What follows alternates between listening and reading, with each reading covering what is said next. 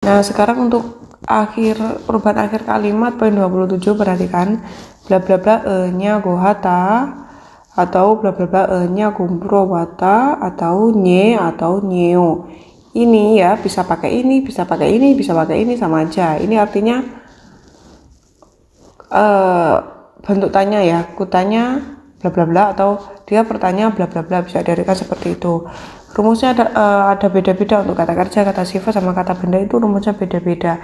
Yang pertama untuk kata kerja, bentuk formalnya kata dasar plus ne nyago hamnida atau ne nyago heo atau ne nyago buro bayo, itu juga bisa, atau ne langsung nyeo gini bisa.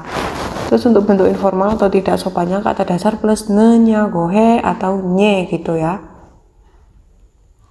Udah gitu aja. Jadi untuk kata kerja itu nggak peduli kata dasarnya berakhiran vokal apa konsonan, langsung ditambahkan rumus ne nyago ya untuk kata kerja. Contoh misalnya memulai itu kata dasarnya sijak hata tadi langkat tinggal sijak ha, masukkan rumus ne nyago menjadi sijak hane nyago, bisa pakai belakangnya bisa pakai hata ya atau murobata. Di sini aku pakainya murobayo. Sijak hane nyago murobayo bisa diartikan mulai gitu loh. Jadi misalnya sampean sama teman sampean lagi nonton film, terus sampean ke dapur sebentar, teman sampean udah di depan di depan TV, terus sampean tanya ke teman sampean, filmnya udah mulai gitu, yang hware sijak heo, terus teman sampean nggak dengar, kamu bilang apa? Yang hware sijak hanya gohe. Kutanya apakah filmnya udah mulai, bisa diartikan seperti itu. Atau misalnya sampean nonton film sama teman sampean di ruang TV, terus sampean ke belakang. Nah di belakang itu sampean ketemu ibu sampean tanya ke sampean, filmnya apa udah mulai gitu ya misalnya ya. Terus sampean ya nggak tahu sudah mulai apa belum, terus akhirnya sampean tanya ke teman sampean, filmnya apa udah mulai gitu ya. Itu sampean menyampaikannya kayak gini, ibu tadi tanya apakah filmnya udah mulai. Nah gitu bahasa Korea jadi kayak gini, 어머니가 영화를 시작했냐고 해요. Sampean bilang kayak gitu ke teman sampean, ibu tanya apakah filmnya udah mulai gitu. Jadi bisa diartikan kutanya atau dia bertanya, bisa diartikan seperti itu ya. Lanjut, mengirim kata dasarnya bonita ada dilangkan, tinggal bonen langsung masukkan rumus menjadi bonene nyago heo.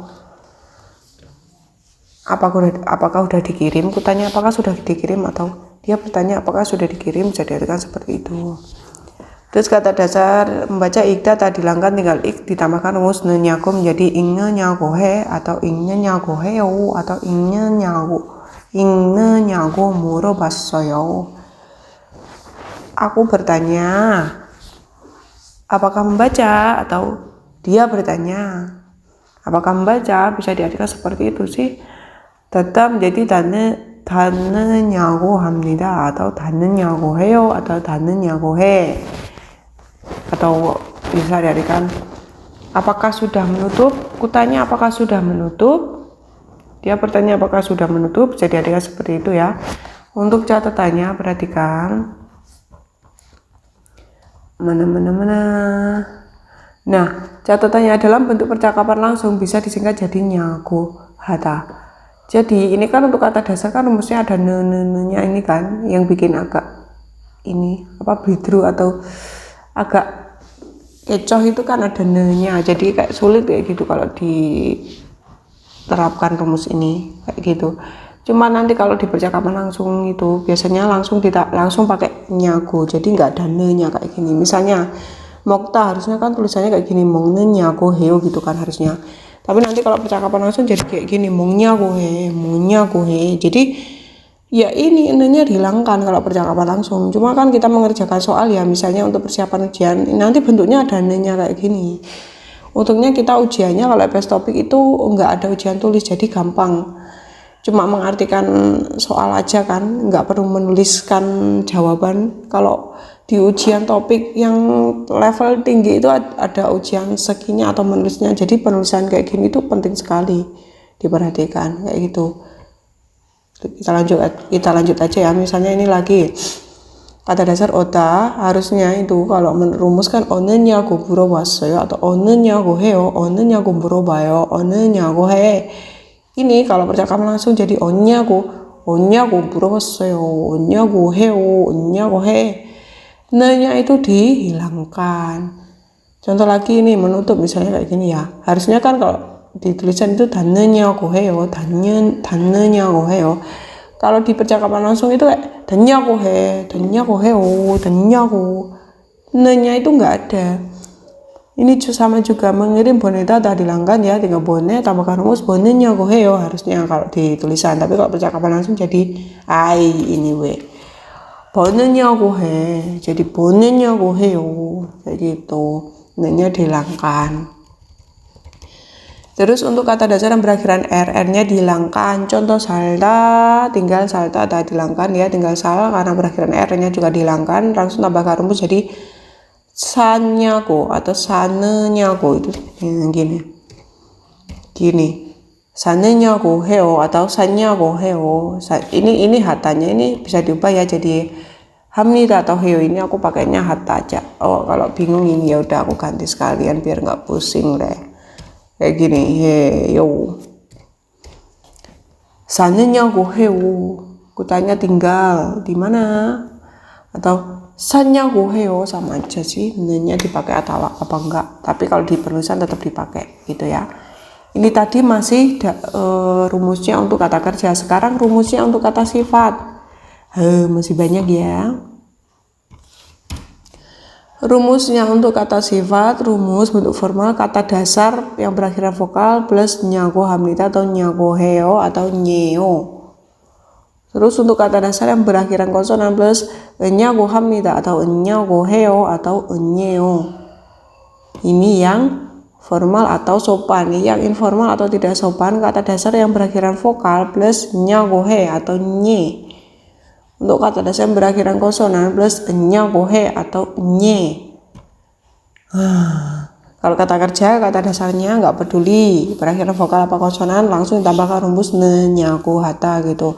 Kalau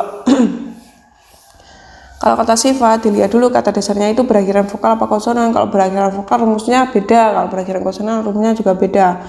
Kalau vokal rumusnya nyago hata. Kalau konsonan berakhiran konsonan rumusnya nyago hata. Nyago bedanya di sini ya. Kalau formal berarti ada yoyonya, kalau informal berarti nggak ada yoyonya gitu aja. Kalau belakangnya ini sama aja. Contoh misalnya bagus kata dasarnya joda tak dihilangkan, tinggal jo karena berakhiran konsonan berarti tambahkan nyago. Jadi johenyago 합니다. Berubahnya jadi johenyago 해요, johenyago he. Ada nya. Contoh lagi misalnya sibuk babeda tak dihilangkan, tinggal babe karena berakhiran vokal berarti rumusnya pakai yang ini atau yang ini. Jadi babenyago 해요 atau babenyago 물어봤어. Ini 해요 sama 물어봤다 itu sama aja ya. Pakai ini bisa atau pakai yang singkatan itu juga bisa. Udah, ini untuk rumus kata sifat. Sekarang untuk rumusnya kata benda rumusnya.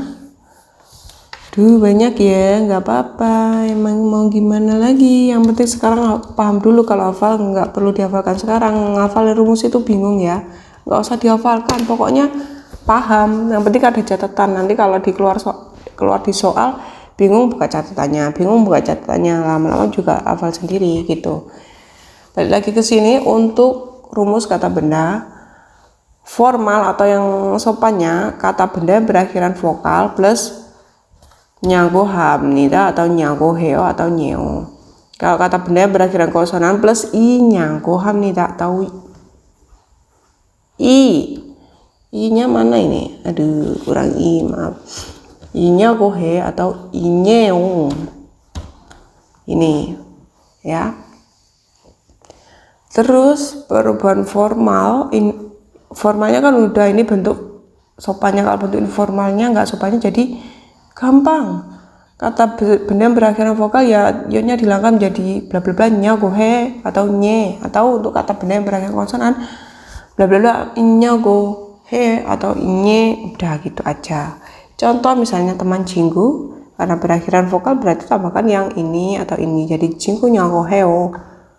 Hakseng murid ya berakhiran konsonan berarti tambahkan ini atau ini menjadi hakseng nya go he, hakseng nye, jadi artikan seperti itu ya perubahannya. Udah gitu aja. Untuk latihannya silakan di screenshot lalu dikerjakan ya.